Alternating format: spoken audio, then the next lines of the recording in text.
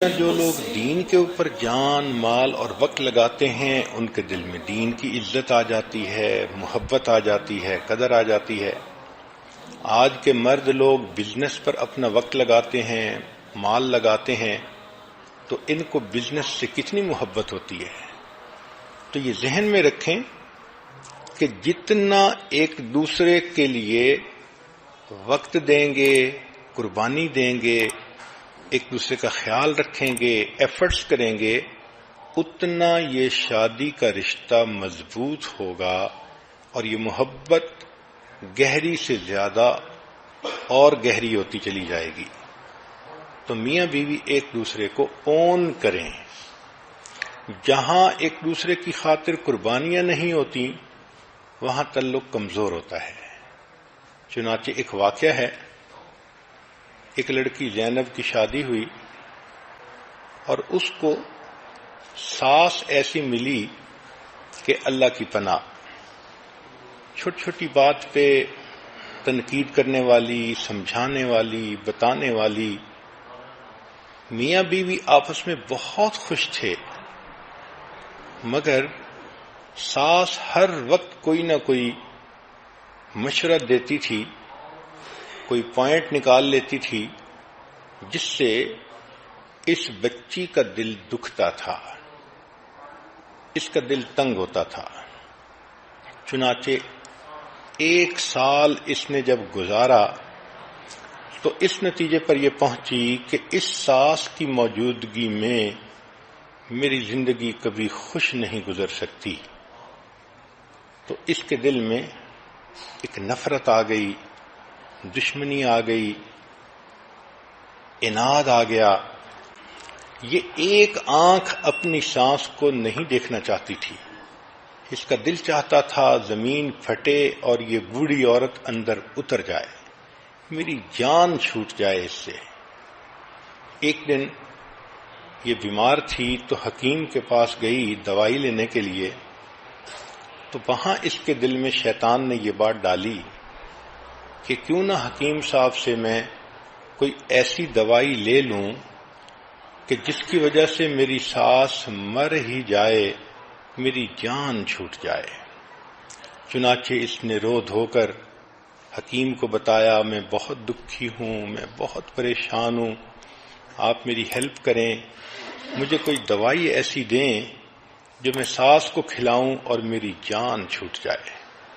حکیم سمجھدار تھا، اس نے کہا بہت اچھا، میں تمہیں دوائی تو دے دیتا ہوں، لیکن ایک بات ذہن میں رکھنا کہ اگر ایسی دوائی دی کہ فوری اثر کرے تو تمہارے نام لگ جائے گا، تمہارے اوپر لوگ شک کریں گے، تم اس کے قتل کرنے والی بن جاؤ گی۔ اس نے کہا بات تو ٹھیک ہے۔ تو حکیم نے کہا کہ میں ایک ایسی دوائی دیتا ہوں کہ جو سلو پوائزن ہے، اس میں 1 سال لگے گا اور 1 سال میں یہ عورت اندر سے اتنی کمزور ہو جائے گی کہ مر ہی جائے گی۔ وہ بہت خوش ہو گئی کہ اچھا آپ ایسی دوائی مجھے دے دیں۔ چنانچہ حکیم نے ایک دوائی دے دی اور کہا کہ اس کو وقتاً فوقتاً کھلاتی رہنا اور 1 سال کا عرصہ ہے، تمہاری جان چھوٹ جائے گی۔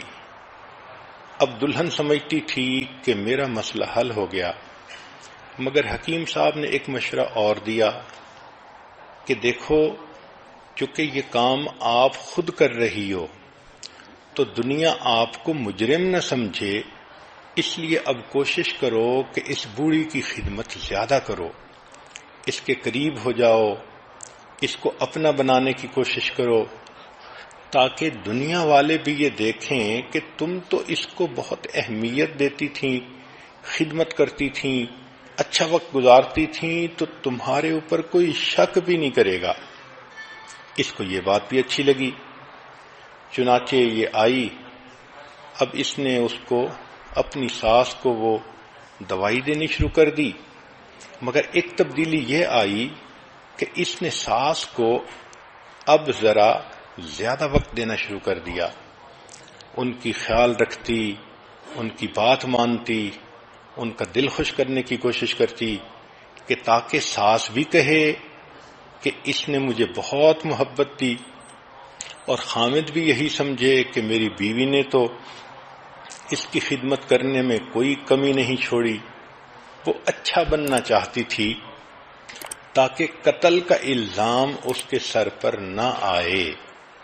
1 سال اس نے خوب محنت کی اور اپنی ساس کی خدمت کر کے اپنے خامند کو بھی خوش کیا، ساس کو بھی خوش کیا۔ لیکن جب 1 سال گزرنے کے قریب آیا تو جب وہ تنہائی میں بیٹھ کر سوچتی کہ اب میری ساس مر جائے گی، تو اب اس کے دل کو خوشی کی بجائے غم ہوتا، کیونکہ اب قریب ہونے کی وجہ سے اس کو محبت ڈیولپ ہو چکی تھی۔ چنانچہ 1 سال کے بعد وہ روتی ہوئی پھر حکیم کے پاس آئی اور کہنے لگی کہ پلیز آپ مجھے اس زہر کا کوئی اینٹی ڈوٹ دے دیں، میں نہیں چاہتی کہ میری ساس مرے، وہ اتنی میرے ساتھ اچھی ہو گئی ہے، میں اس کے ساتھ اتنی کمفرٹیبل فیل کرتی ہوں کہ میں نہیں چاہتی کہ وہ فوت ہو۔ جب اس نے یہ کہا تب حکیم صاحب نے بتایا کہ بہت اچھا، میں نے اس کو زہر نہیں دی تھی، ایک عام دوائی دے دی تھی تاکہ تمہارے دل کو تسلی رہے کہ زہر دی جا رہی ہے، لیکن جو میں نے تمہیں نصیحت کی تھی کہ ساس کی خدمت کرو، وقت دو، اس کی بات مانو، اصل تو یہ بنیاد تھی۔ پہلے تم نے انویسٹمنٹ کوئی نہیں کی ہوئی تھی، تمہیں اس کی بات بری لگتی تھی، وہ تمہیں سمجھاتی تھی تمہارے فائدے کی نیت سے اور تمہیں زہر چڑھتا تھا۔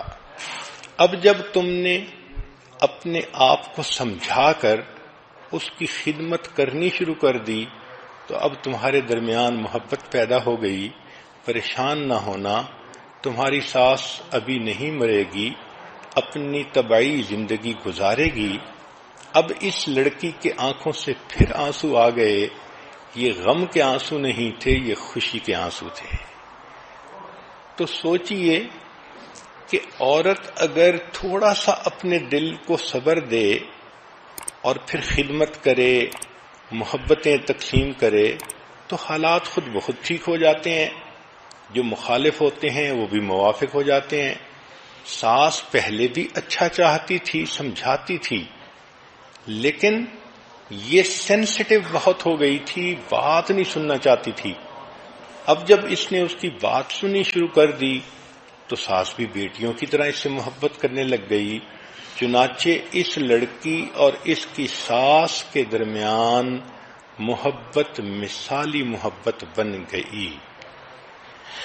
اللہ اکبر کبیرہ۔ تو اس لیے میاں بیوی کے درمیان بھی جو محبت ہوتی ہے وہ بھی انویسٹمنٹ ہوتی ہے۔